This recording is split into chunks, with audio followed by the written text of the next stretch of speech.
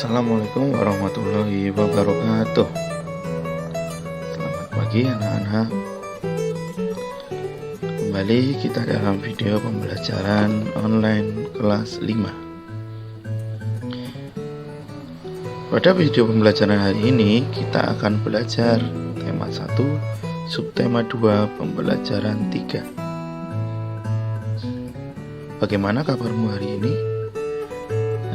Perlu diingat, tetap melaksanakan protokol kesehatan seperti mencuci tangan menggunakan sabun, olahraga teratur, jaga jarak, dan jangan lupa gunakan masker saat bepergian. Tujuan pembelajaran kali ini, siswa dapat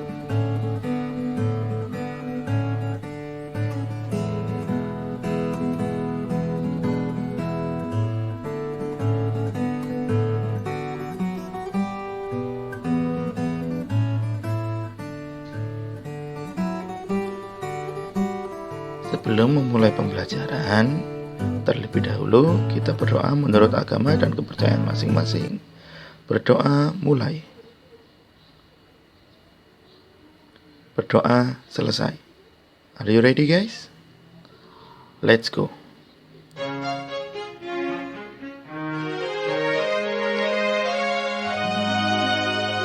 Tahukah kamu, Indonesia merupakan bangsa yang dikaruniai Tuhan dengan sumber daya alam yang sangat beragam dan melimpah, mulai dari keragaman potensi alamnya sampai keadaan penduduknya.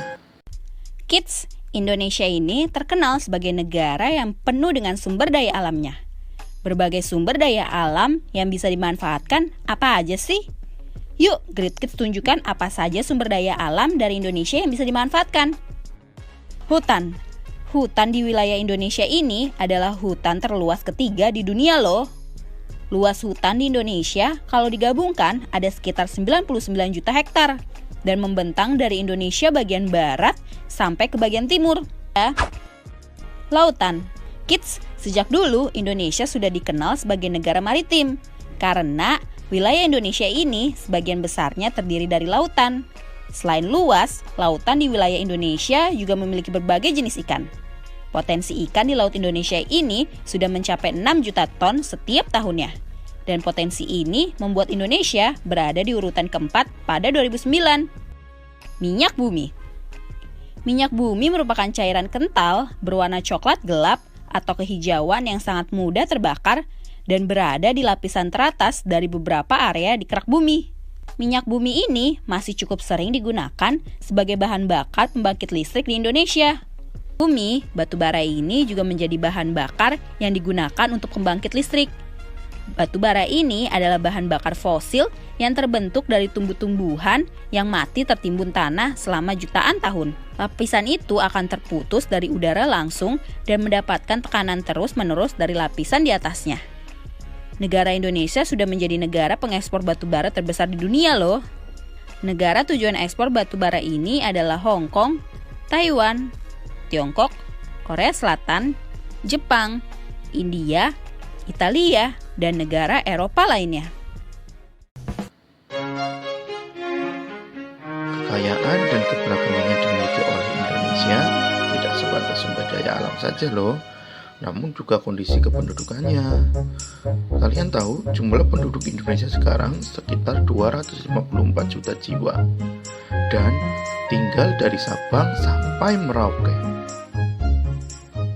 Masing-masing pulau juga memiliki keberagaman suku, adat, budaya, dan agama.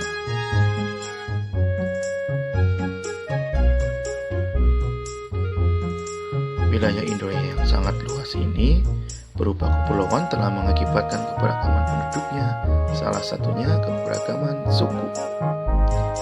Supaya lebih jelas, mari simak video persebaran suku-suku di Indonesia. Keragaman suku bangsa di Indonesia. Persebaran suku bangsa di Indonesia dari Sabang sampai Merauke berjumlah lebih dari 1.300 suku bangsa. Selain beragam, jumlah maupun besaran populasinya, setiap jenis suku bangsa juga bervariasi. Kelompok suku bangsa di Indonesia tersebar di Provinsi Sumatera, Jawa, Bali, NTB, NTT, Papua, Maluku, Sulawesi, dan Kalimantan. Sedang kelompok suku bangsa terbesar di Indonesia ada di Pulau Jawa. Provinsi Sumatera. Provinsi Sumatera banyak didiami oleh suku Aceh, suku Batak, suku Minang, suku Melayu, dan suku Rejang. Selanjutnya adalah Pulau Jawa. Pulau Jawa merupakan pulau terpadat di Indonesia. Lebih dari 60% populasi penduduk Indonesia ada di Pulau Jawa. Suku-suku yang mendiami Pulau Jawa ada suku Jawa, suku Sunda, suku Betawi, dan suku Madura. Selanjutnya ada Pulau Bali. Suku yang mendiami Pulau Bali ada suku Bali, suku Sasak, suku Sumbawa, dan suku Bima. Lalu di Nusa Tenggara Barat ada suku Bayan, suku Dompu, suku Bima, suku Sasak, dan suku Sumbawa. Lalu di Nusa Tenggara Timur ada suku Ende, suku Tatun, suku Rote, dan suku Manggarai. Provinsi Papua. Papua adalah pulau yang terletak di bagian paling timur Indonesia. Dulunya Papua disebut sebagai Irian Barat atau Irian Jaya. Di sana terdapat banyak sekali suku yang beragam. Contohnya ada suku Huli, suku Asmat, suku Amume, dan suku Muyu. Provinsi Maluku. Maluku menurut catatan sejarah merupakan tanah surga dengan hasil alam berupa cengkeh, emas, dan mutiara. Adapun suku-suku yang mendiami Provinsi Maluku ini ada suku Wayoli, suku Manipa, suku Manggole, dan suku Eda. Provinsi Sulawesi. Sulawesi merupakan pulau terbesar keempat di Indonesia setelah Papua, Kalimantan, dan Sumatera. Adapun suku-suku yang mendiami Pulau Sulawesi ini ada suku Bugis, suku Makassar, suku Toraja, dan suku Mandar. Dan yang terakhir ada Pulau Kalimantan. Kalimantan terkenal dengan julukan Pulau Seribu Sungai karena banyak sungai yang mengalir di pulau ini. Adapun suku yang mendiami Pulau Kalimantan ini ada suku Dayak, suku Banjar, suku Kutai, dan suku Pasar. Wow, luar biasa ya teman.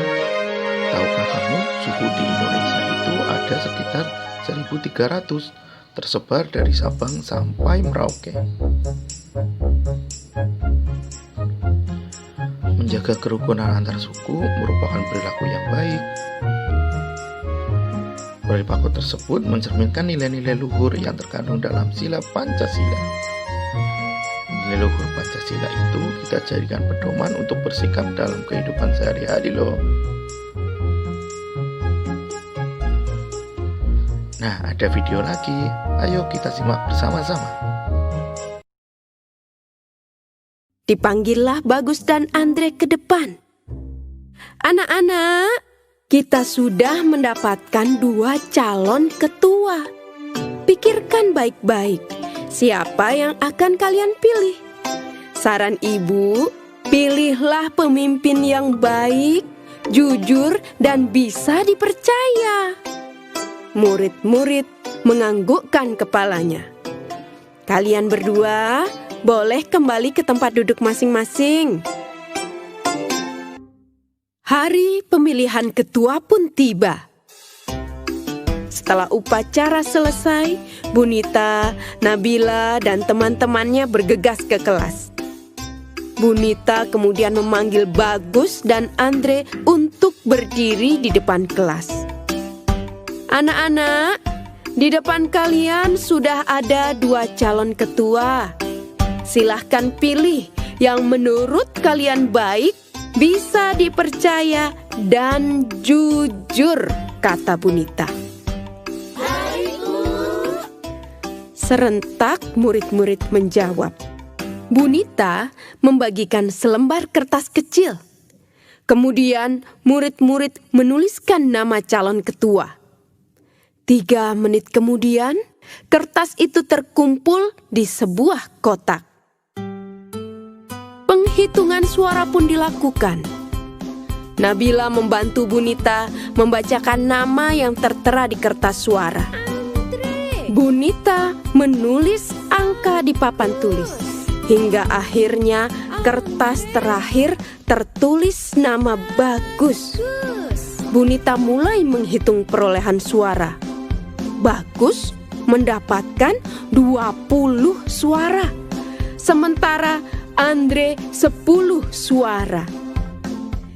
Jadi anak-anak, berdasarkan penghitungan suara, ketua kelas kita yang baru adalah Bagus. Serempak murid-murid menjawab. Selamat ya Bagus, kamu menjadi ketua kelas yang baru, Bu Guru berkata. Terima kasih Bu, ucap Bagus. Hai yang Bagus, selamatlah ya, kata Andre. Sekarang, siapa yang akan kamu pilih sebagai wakilmu Bagus? Bunita bertanya. Bagus terdiam dan berpikir. Teman-teman, bagaimana kalau Andre jadi wakilnya? Setuju! Teriak teman-teman dengan kompak. Bunita senang pemilihan ketua kelas ini berjalan dengan baik. Murid-murid pun senang dengan ketua kelas dan wakil ketua kelas. Apa yang anak-anak dapat dari video tadi? Ya, video tadi menceritakan tentang pengalaman nilai-nilai Pancasila dalam kehidupan sehari-hari, yaitu pemilihan ketua kelas dengan musyawarah. Wah, sudah terakhir ya. Kesimpulan pembelajaran kali ini, Indonesia merupakan negara yang memiliki keanekaragaman yang melimpah, mulai dari keanekaragaman alam hingga penduduknya. Keanekaragaman tersebut berupa suku, adat, budaya, dan agama yang tersebar dari Sabang sampai Merauke.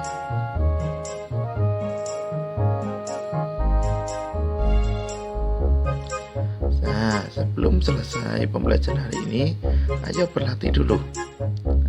Bapak sudah menyediakan soal.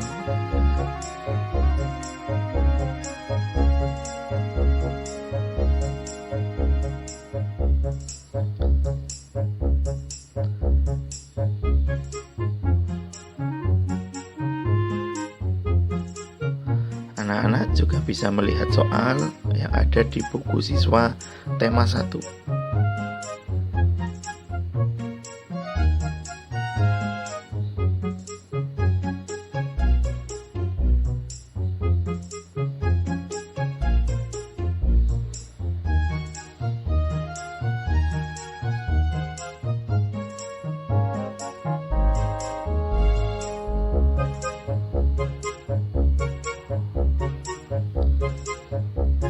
Saat melakukan wawancara, tetap menggunakan aturan kesehatan yang berlaku ya anak-anak. Nah, sekian pembelajaran hari ini, semoga bermanfaat. Assalamualaikum warahmatullahi wabarakatuh.